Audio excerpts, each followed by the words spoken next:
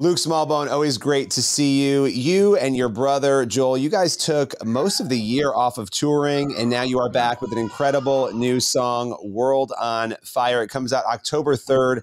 Tell us a little bit about the inspiration behind this song. Yeah, well, obviously, great to see you again. I've often joked with people like yourself. I'm not professional enough to not have people that I work with that aren't friends, and so you've become a friend over the years. I just want to say grateful for the time. But yes, we took some time off, which from the road. I don't know if we've actually taken time off because between albums and films and all the other different things, it can take up a lot of time. But one of the songs that we used to sing growing up was "This Little Light of Mine, I'm Gonna Let It Shine."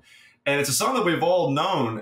But when we started working on some new music, I was reminded of this song, and I started asking myself, wait a second, it's a really cute, fun song. But has that little light of mine actually grown? Or is it still just a little light of mine? And so this song, World on Fire, is actually talking about that. I want my life to be a world on fire. I want to burn bright. And there's something about taking a little bit of time off of the things that we do sometimes often, which is touring, that the boldness of what we are trying to communicate becomes a little bit clearer. And I think that I probably have more clarity and perspective now than maybe I ever have. Yeah, I was going to say, you take that time off, and as you said, you were still working, doing a lot you other things, but not on the road.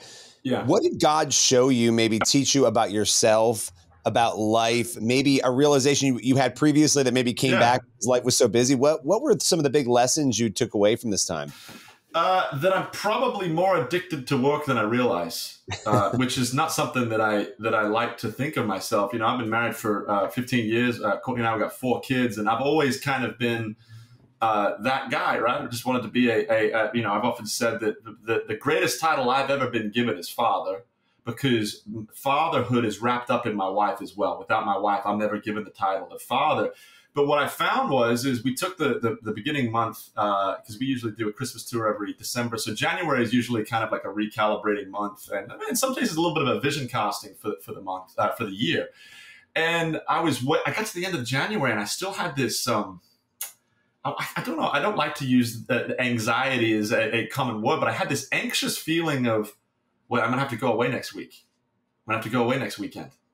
And I kept getting to every weekend, and obviously I never left. It took me about 3 months for that feeling to go away, which tells you the rhythm of my life has been that I'm home for a few days and I leave almost every weekend. For so many years, my body had just gotten used to it. It had just gotten used to this pattern. And so I think that I've seen the power of rest. I've seen the power of reflection. And once again, I don't want to lose this fire inside of me. But sometimes busyness, I think C.S. Lewis wrote a book called Screw Tape Letters, and at one point they talk about, hey, this person that the devil is trying to impact has become a Christian, and he goes to the uncle and says, what do I do now? They've become a Christian, and he says, what if you make them busy? And I think I got to see the lesson of I'd become too busy. And I don't think that that's always a good thing.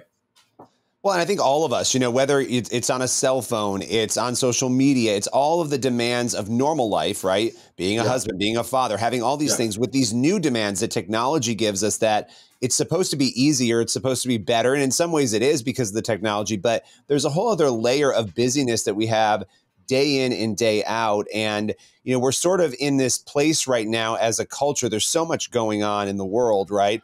How can the song World on Fire, because that's why you guys do what you do, to inspire people to change. How can it actually help people cope with what's happening around us right now? Well, I think that a lot of times we think that the peripheral things that are taking place in life, I think we subconsciously think that they control us. And at some level, when you get into algorithms and you get into social media and you get into these things, I mean, we are fed information that isn't by accident, like it's very intentional. And if you allow that to be true, you will be controlled by your busyness, by the things that you're reading, the things that you're consuming. But if you start to take and inspect your soul, what is the motivating factor of your life? I think that's how you push back on the cultural things that are taking place in our life. When you absorb really, really difficult news, how do you handle that? I think when you start to take stock of your soul, like, where's my identity from? Where am I getting? Where am I getting, joy from? Where am I getting, all of these different types of things? Where do I find that? And my hope is that World on Fire is actually talking about, don't worry about all the other things. Worry about the light that's inside of you. And if that light starts burning real, real bright, a lot of the other things that we have very, very difficult at times handling, they fall in the background. And my hope is that people will be able to see that God has a distinct purpose for their life, and to chase that purpose and vision for who they are. I love that. And you guys have been in the music business for a long time, right? Yeah, and you as call me old. Thank you. I appreciate that. Well, thank you. We're about the same age. So I'll say, like, look, we're getting older. We're not old. We're getting older. There you go. But it's funny because, a year and a half, 2 years ago, 3 years ago, if you had told me that there'd be thousands of young people flooding college campuses to accept Christ, there would be, it feels like this is a real moment over the past 2 years, really, since the Asbury revival. What is it like for you to reflect on that? What goes through your heart when you think about the work you do trying to inspire people and what we're seeing happen? Yeah, look, my hope is that songs like World on Fire, which is really talking about revival of your own soul. And what you realize, I think a lot of times when people talk about the word revival, I think that they think about it like for everyone else. And it's always about like, well, it's for young people, it's for this. No. Start with yourself.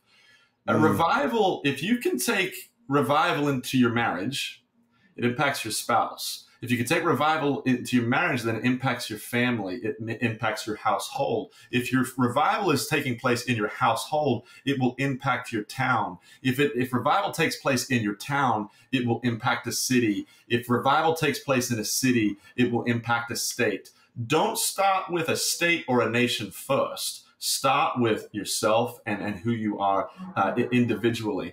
And so when it comes to young people, man, I couldn't be more proud. I couldn't be. It shows you the level of desperation and hunger. We've tried at this point. The youth have tried everything else.